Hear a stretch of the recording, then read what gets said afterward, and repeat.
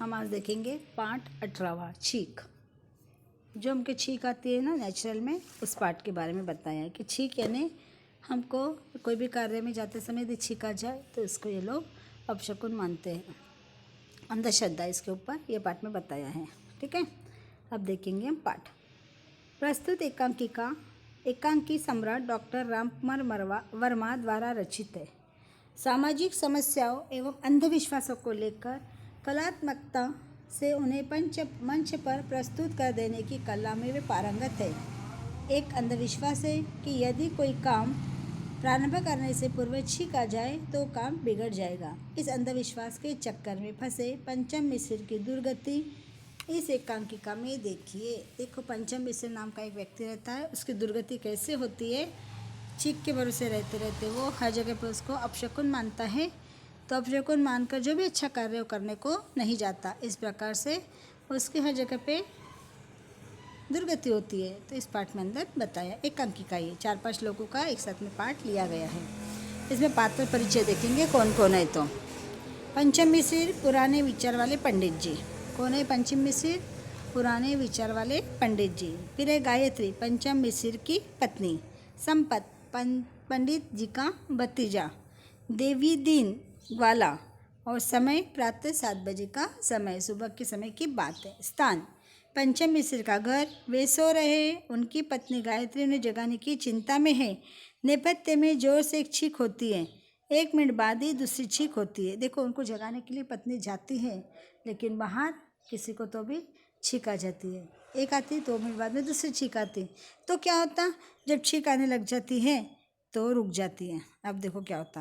गायत्री पंचम मिश्र को जगाते, अरे आज सोते ही रहोगे, 7 बज गए, इतना दिन चढ़ाया है। क्या बोल रही है वो? आज सोते ही रहोगे, उठते नहीं हो क्या? 7 बज गए, इतनी देर हो गई, आपका उठने का समय हो चुका है। पंचम मिश्र आलस में भरे स्वर में अंगड़ाई लेते हैं। अंगड़ाई लेते, आलस देना, हाँ करके। कल कह रहे थे कि मुझे यह काम करना है, वह काम करना है, 7 बजे तक सोकर काम करोगे।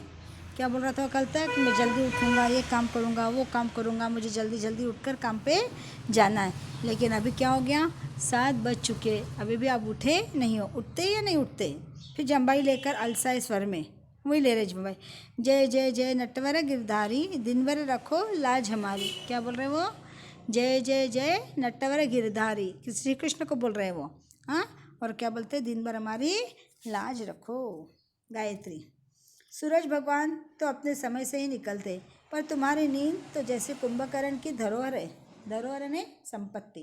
कल कह रहे थे त्रिवेणी की माँ, कल ऐसी जगह जाऊंगा, वैसी जगह जाऊंगा कि बस तुम्हारे लिए सोने का हार बनाया समझो। अरे नींद का सोना कहो तो कहो, हार का सोना कह के काहे को जलाते हो? क्या कह रही हो? देखो, किसकी माँ? त्रिवेणी की। इसकी लड़की का नाम त्रिवेणी। त्रिवेणी की माँ, मैं क्या कर रहा हूँ, कल तुम्हारे लिए सोने का हार बनाकर लाऊंगा, समझो पक्का सोने का हार आने वाला है। वो बोल रही है, ऐसा क्यों बोलते हो? कुंभकर्ण की तुम औलाद हो गए, इतनी देर तक सो रहे हो, और ऐसा समझो कि सोने का हार, नींद में ही सोने का हार बनाकर, नींद का सोना कहो, उसको सोने का हार मत कहो, मुझे ला के देने वालों। पंचम मिश्र चैतन्य होकर उठ गया, जागता है। अभी उठता हूँ, हाथ मुँह धोता हूँ, फिर जरा मुहूर्त देख कर निकलूँगा, तो देख लेना तुम्हारे द्वार पर सोना न बरसा दूँ तो पंचम मिश्र नाम नहीं। हाँ, ऐसा वैसा नहीं हूँ, लाला हरकिशन दास का पुरोहित हूँ, जिसका कारोबार है।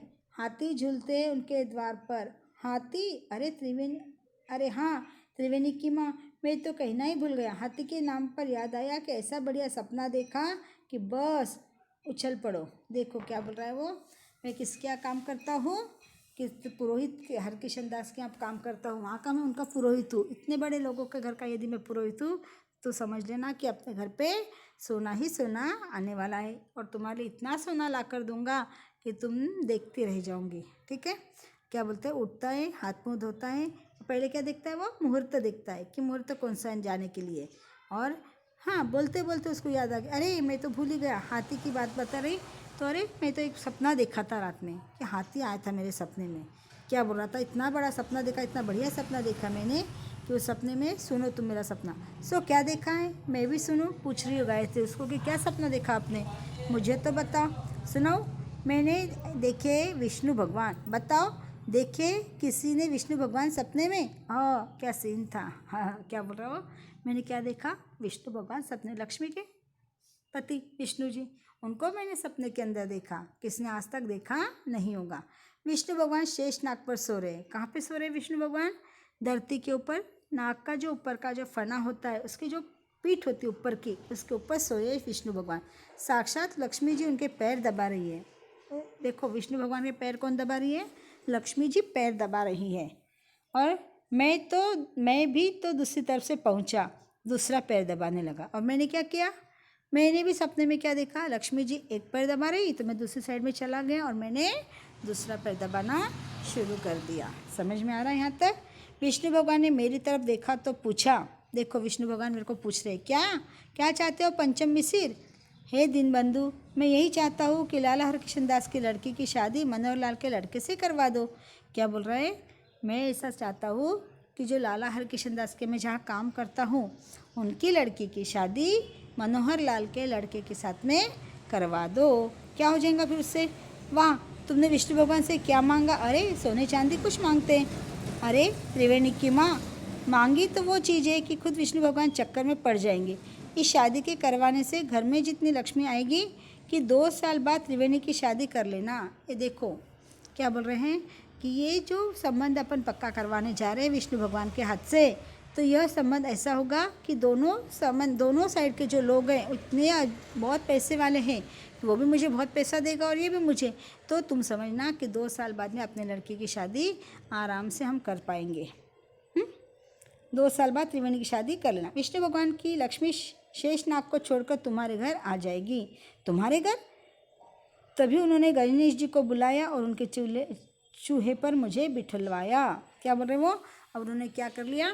अब गणेश जी को बुलाया और गणेश जी के चूहे के ऊपर मुझे बैठाया और क्या कहने लगे? फिर क्या हुआ? फिर देखेंगे आगे क्या हुआ, तो आगे देखेंगे अगले पार्ट में। आगे से कल देखेंगे इसका पार्ट। इतना पार्ट आपने पढ़ना है। ओके।